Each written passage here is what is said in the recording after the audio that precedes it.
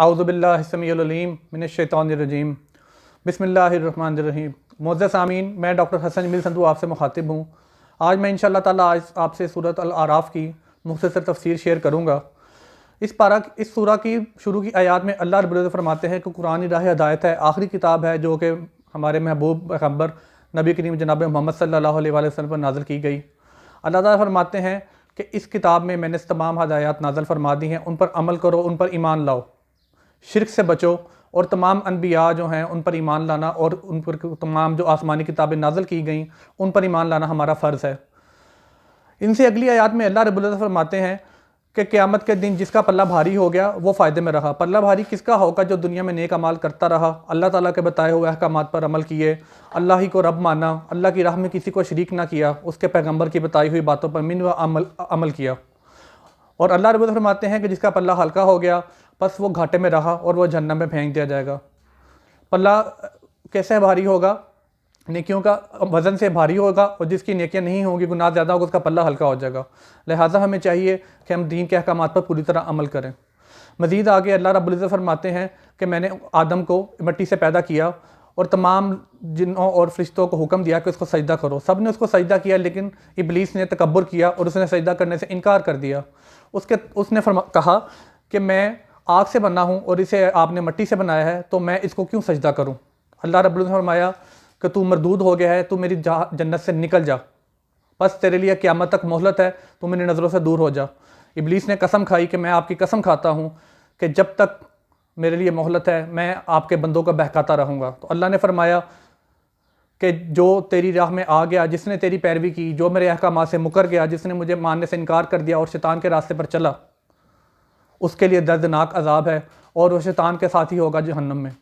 مزید آگے جا کے اللہ رب العزت فرماتے ہیں کہ میں نے عالم ارواح میں حضرت آدم کی تمام اولادوں سے وعدہ لیا تھا جب ان کی روحیں تھیں اور وہ جسموں میں منتقل نہیں کی گئی تھیں کہ کیا تم مجھے رب مانتے ہو؟ تو سب نے اقرار کیا ہاں۔ تو اللہ رب العزت نے فرمایا کہ قیامت کے دن مشرکوں سے پوچھا جائے گا کہ کیا تم نے اپنے وعدے کا پاس کیا؟ تو وہ اس کے بارے میں کچھ نہیں کہہ سکیں گے۔ اللہ رب العزت فرماتے ہیں کہ جن کو تم پکارتے ہو، جن کا تم میرے ساتھ شرک کرتے ہو، ان کو پکار کر دیکھو، کیا وہ کبھی تمہاری پکار کا جواب دے سکتے ہیں؟ کیا وہ تمہاری بات سنتے ہیں؟ کیا وہ تمہاری پکار کے جواب میں چل کر آتے ہیں؟ کیا وہ تمہاری ضروریات کو پورا کرتے ہیں؟ بالکل نہیں۔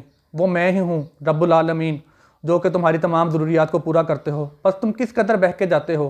کیوں تم شیطان کی باتوں میں، بہکاوے میں آ کر شیطان کی پیروی کرتے ہو؟ لہٰذا جو شیطان کی پیروی کرے گا، اللہ رب العزت فرماتے ہیں کہ میں اس کو جہنم میں پھینک دوں گا۔ اور ایک اسی پارے میں سورت میں اللہ رب العزت نے فرمایا کہ سوئی کے ناکے میں سے اونٹ گزر سکتا ہے، لیکن مشرک کبھی بھی جہنم سے نکل کر جنت میں داخل نہیں ہو سکے گا۔ سوچیں کتنی سخت بات ہے کہ ایک سوئی کا چھوٹا سا ناکا، اس میں سے اللہ رب العزت مثال دے رہے ہیں کہ اونٹ کو گزر سکتا ہے، لیکن مشرک کبھی بھی جہنم سے نکل کر جنت میں داخل نہیں ہو سکے گا۔ اللہ رب العزت نے قرآن میں بڑے موقع فرمایا کہ شرک ظلم عظیم ہے، میں ہر گناہ معاف فرما دوں گا، لیکن شرک بالکل معاف نہیں کروں گا۔ تو جہنم میں جو لوگ مشرک پھینک دیے جائیں گے، وہ اللہ رب العزت فریاد کرنے کے لیے ان کو بتا دیا جائے گا کہ تمہارا ہمیشہ کے لیے ٹھکانہ یہی ہے، اور وہ جنت والوں سے فریاد کریں گے کہ کچھ تھوڑا سا پانی ہمارے اوپر ڈال دو، تو ان کی طرف سے ان کو فرمائے گا کہ اللہ رب العزت نے ہمارے درمیان فیصلہ کر دیا ہے، اور جو ایک دفعہ جنت میں چلا گیا وہ چلا جائے گا، اور جو جہنم میں چلا جائے گا وہ بھی ہمیشہ کے لیے اس کا ٹھکانہ بن جائے گا۔ اسی صورت میں اللہ رب العزت نے مختلف انبیاء کا ذکر فرمایا جن کو اللہ رب العزت نے مختلف وقتوں میں زمین پر اتارا، اور انہوں نے اپنی قوموں کو اللہ کی راستے کی طرف لانے کی کوشش کی، لیکن انہوں نے اللہ کے نبیوں کو جھٹلایا، کچھ انبیاء کا قتل کیا، اور تکبر میں پڑے رہے اور ہنسی مذاق میں آپ کے دین کا مذاق اڑایا۔ اس صورت میں حضرت نوح کا ذکر ہے کہ ان کی قوم نے ان کو جھٹلایا اور ان پہ شدید بارشوں کا سیلاب آیا۔ حضرت نوح ایک کشتی میں کچھ اپنے جو خاص ساتھی تھے اور جو کچھ جاندار تھے ان کو لے کر چلے گئے، باقی تمام کے تمام لوگ اس سیلاب میں غرق ہو گئے۔ اگلی آیتوں میں حضرت لوط کا ذکر ہے کہ جن کی قوم جنسی بے راہ رویوں کا شکار تھی۔ حضرت شعیب کی قوم کا ذکر ہے کہ جو ناپ تول میں کمی کرتے تھے۔ حضرت صالح کا ذکر آیا ہے کہ جن کی اونٹنی نازل فرمائی اللہ رب العزت نے اور اس کی خدمت کا حکم دیا، لیکن انہوں نے اس کو کاٹ دیا، ذبح کر دیا۔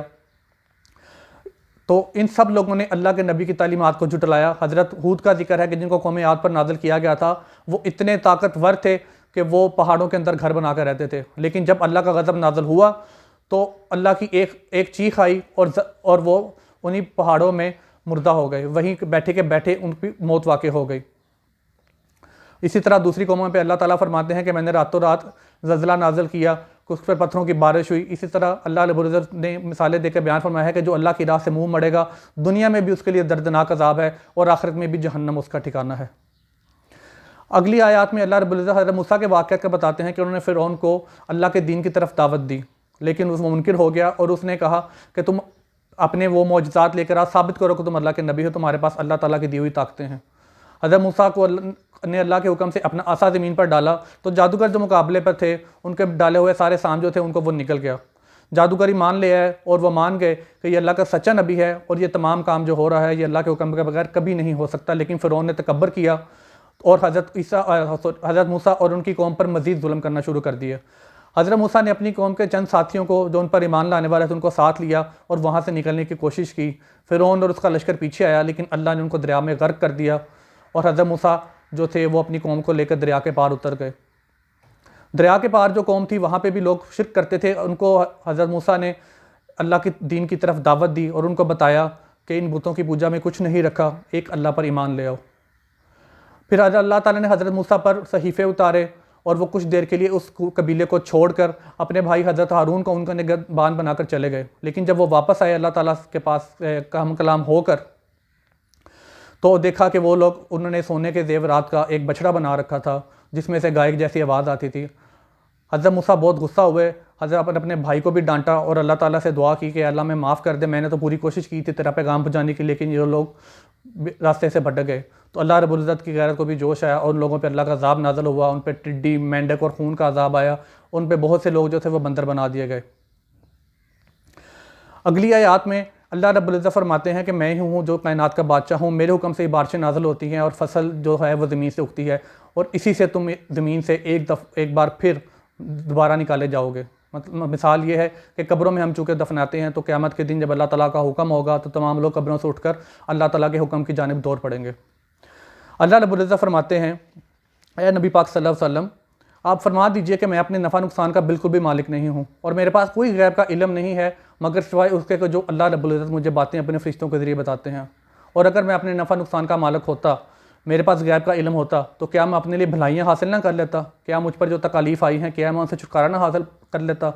تو اے اللہ کے بندو، اللہ پر ایمان لاؤ، اللہ کو ہی اپنا رب مانو، اسی کی بتائی ہوئی تعلیمات پر عمل کرو۔ قرآن جو سچی کتاب ہے اور دین اسلام جو سچا مذہب ہے، اور حضرت محمد صلی اللہ علیہ وسلم پر ایمان لاؤ جو کہ اللہ کے آخری اور سچے نبی ہیں۔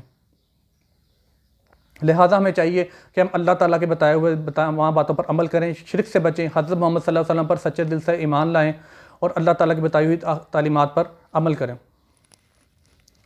اور اللہ رب العزت فرماتے ہیں کہ تمام اچھے نام میرے ہی ہیں، بس تمہیں چاہیے کہ اللہ کو جب بھی پکارو اس کے پاک ناموں سے پکارو۔ اللہ تعالیٰ کے بہت سے نام ہیں، 99 نام آئے ہیں، جن میں سے سب سے محبوب جو ہیں حضرت نبی پاک صلی اللہ علیہ وسلم کو تھے وہ عبداللہ اور عبد الرحمن تھے۔ تو ہمیں چاہیے کہ جب بھی ہم اللہ تعالیٰ سے دعا کریں تو اس کے پاک ناموں سے پکار کر اس کو دعا کریں۔ اللہ تعالیٰ ہماری تمام دعائیں قبول کرے۔ آج کل ہم لوگ تمام اس وبا کے زیر اثر ہیں تو ہمیں چاہیے کہ اس دوران استغفار لازم کریں، اللہ سے مدد مانگیں اور اللہ تعالیٰ کے بتائے ہوئے احکامات پر عمل کر رمضان کا مہینہ ہے، نبی پاک صلی اللہ علیہ وسلم نے ہمیں جس طریقے سے بتایا ہے رمضان کو گزارنے کا اس پر عمل کریں۔ اللہ تعالیٰ ہم سب کا حامی و ناصر ہو اور ہمیں اس وبا سے جلدی چھٹکارا دلائے۔ السلام علیکم ورحمۃ اللہ وبرکاتہ۔